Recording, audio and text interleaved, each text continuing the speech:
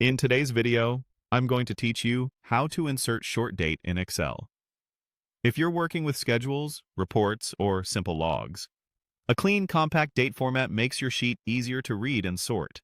Excel's short date format does exactly that by displaying dates in a concise, numeric style, while keeping the full date value behind the scenes for accurate calculations and filtering.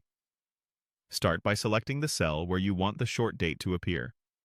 You can click a single cell, or, if you already know multiple places need the same format, drag to select a range or even a whole column. Selecting first is important because Excel applies formatting to whatever is highlighted. It's okay if the cell is blank or if it already has a date in it. Formatting affects how the value is displayed, not the value itself. With your cell or cells selected, go to the Home tab. In the Numbers section of the ribbon, you'll see a drop-down or a set of formatting options. Choose Short Date. As soon as you click it, the selected cells switch to a compact date style, usually numbers separated by slashes or dashes.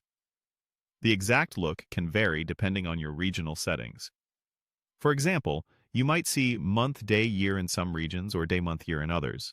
But the idea is the same: a clear, minimal date that fits neatly in your columns. What you're changing here is only the display format. That means Excel still stores the full serial date underneath, so sorting from oldest to newest works correctly, and formulas like sumifs, averageifs, or date functions will read the value accurately. If you type a new date into a formatted cell later, Excel will keep it in the short style automatically.